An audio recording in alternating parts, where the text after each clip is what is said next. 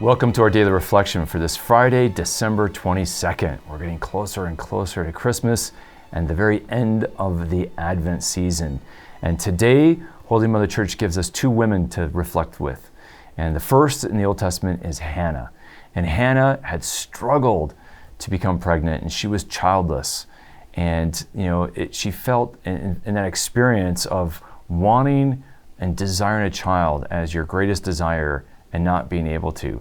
And so she felt so vulnerable and helpless. And what she takes from that experience is a deep humility. And so that when she does conceive and bear a son, she realizes this is a gift of God. Oftentimes, it's so easy for those who find children coming to them easily to just kind of make that assumption, like, these are my kids and this is easy. But those who are barren understand the great hardship and how helpless you are when you're looking for and hoping for a child and it doesn't come. And so Hannah deals with that disappointment with prayer, and God hears in mercy her prayer, and she responds with incredible graciousness and gratitude. She's thankful, and she sees this child as not her own, but as God's. And that's so true for all of us. We should see our children as not our own, but as a gift, a grace, a gift from God. And that's what the word grace means, is gift. And so God is gracious to Hannah, and he gives her the gift of a son who will be Samuel. And then she brings an offering because she's in thanksgiving, and she gives a thanksgiving offering for this child.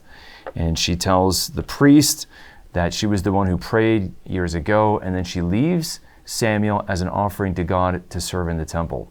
And so this is an incredible sacrifice. So here's this woman who prayed for many, many years and wept tears to have a child. She has him, and then when she weans him at age 3, she gives him back to God. How remarkable is that? Well, she's a foreshadowing of Mary. Mary will also conceive in a way that is improbable and miraculous because she's a virgin.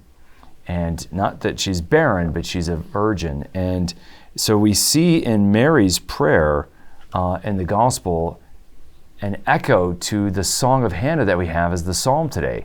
So the psalm reading today is not just any old psalm, it's the song of Hannah that begins 1 Samuel in 1 Samuel chapter 2. We get this beautiful song and hymn of Hannah, who sings in praise and thanksgiving to God for the birth of her son Samuel. And as she offers him up to God, she also offers up a prayer. And that hymn, she says, "My heart exults in the Lord, and my horn is exalted in my God."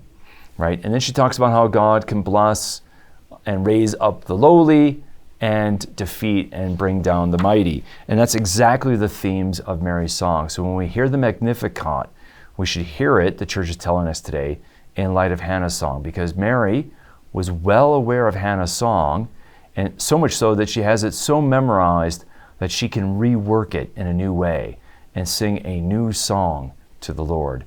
And that's what Mary does with her Magnificat, a new song of praise. And she says, "My soul proclaims the greatness of the Lord." And so not just her heart, but her whole being proclaims praise. And so she takes up at a whole nother level and depth this hymn of praise and thanksgiving to God that Hannah sang.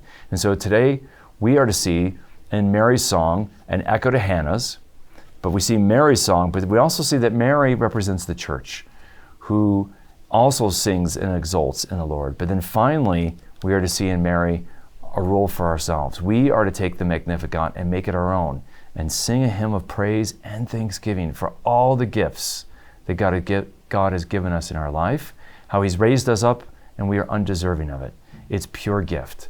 And that is what we should see, to take nothing for granted, as Hannah learned to do and as Mary does with their hymns of thanksgiving. So we are to join them in being grateful to God. So make that Magnificat your own prayer of praise to God today. May the Lord bless and keep you.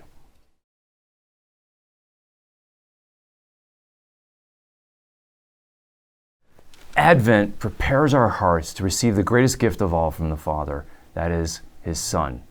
And so as we approach Christmas during this Advent season, and we're in this season of giving, I want to appeal to you to give to our Advent appeal for the Augustine Institute.